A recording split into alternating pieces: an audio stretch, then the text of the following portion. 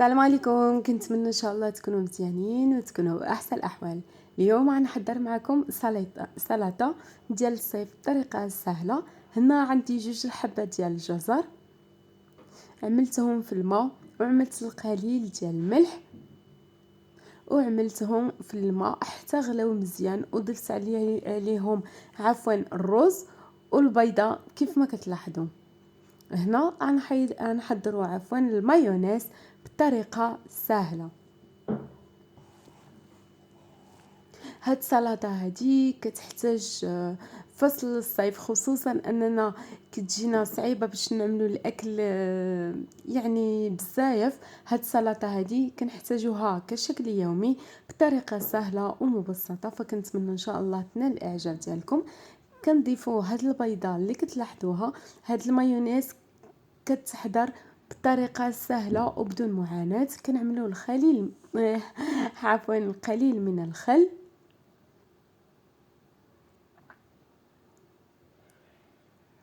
وبطبيعه الحال الملح، وكيبقى اختياري الابزار، فانا ما ضفتش الابزار او الفلفل الاسود، كيبقى على حسب الاختيار ديالكم.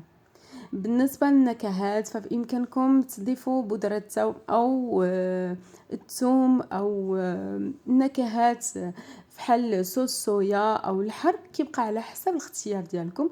هنايا كنخلطها كيف ما كتلاحظوا، كنخلطها مزيان.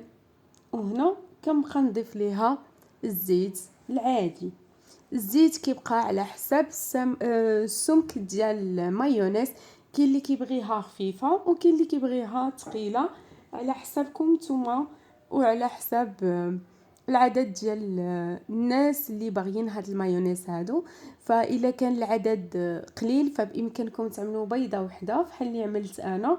الا كان العدد ديال الناس بزاف فبامكانكم تعملوا 2 بيضات 3 بيضات، فهكذا عاد تضاعفوا الكميه ديال المايونيز. وكنبقى نخلطوها، وهانتوما كتشوفوا خرجت معايا ثقيله كيف ما كتلاحظوا، والطريقه سهله وبدون معاناه وكتنجح معكم في اول محاوله. بهذه الطريقه هذه فبامكان بامكانكم تجربوها حتى في العصاره ديال العصير، ولكن الفرق هو الزيت يستحسن يكون في المبرد، يعني حتى يبرد مزيان عاد كنخدموه هكذا باش كتنجح معنا.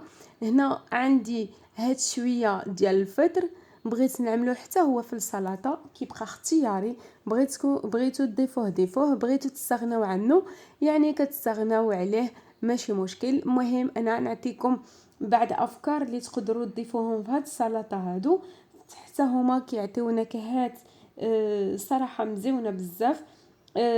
هنا ما كانش عندي الصراحه، نتوما كتعرفوا بان دابا العيد وماشي المحلات كاملين مفتوحين، يعني كان يعجبني نزيد حتى الزيتون الاسود المقطع، الصراحه حتى هو كيعطي واحد المنظر زوين.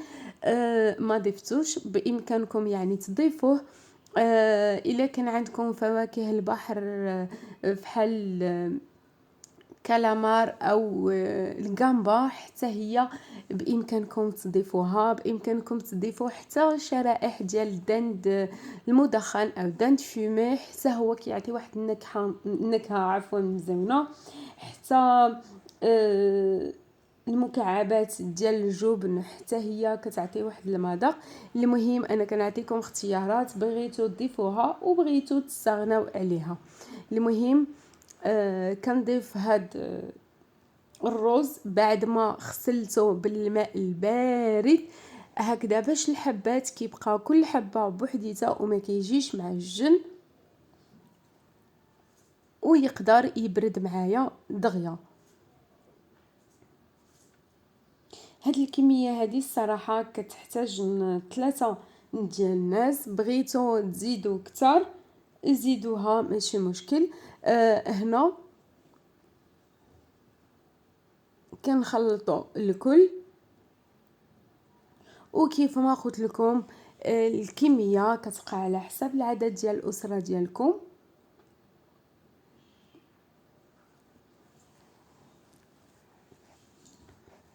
وهنا عملت الذرة. هنا عملت كل شيء ديال العلب. بامكانكم نتوما تعوضوهم يعني مطيبين عاديين، فانا كيف ما قلت لكم هادو كاملين ديال العلب.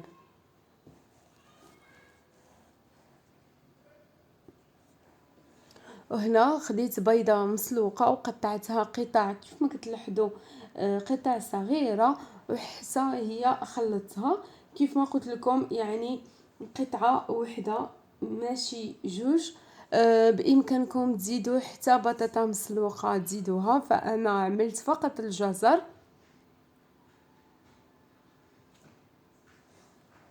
راه ما تنساوش يعني كل ما زدتوا من حاجه كتزيدوا بطبيعه الحال في الكميه.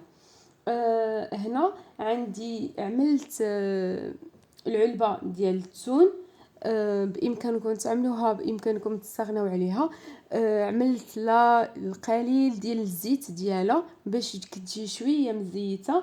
الناس اللي ما كيعجبهمش الزيت ديالها فبامكانكم تعملوا فقط التون بدون الزيت ديالها. كيف ما قلت لكم عملت القليل ديال الزيت ماشي كامل، وكنحاول نوزعها على السلطه كامله كيف ما كتلاحظوا في الصوره.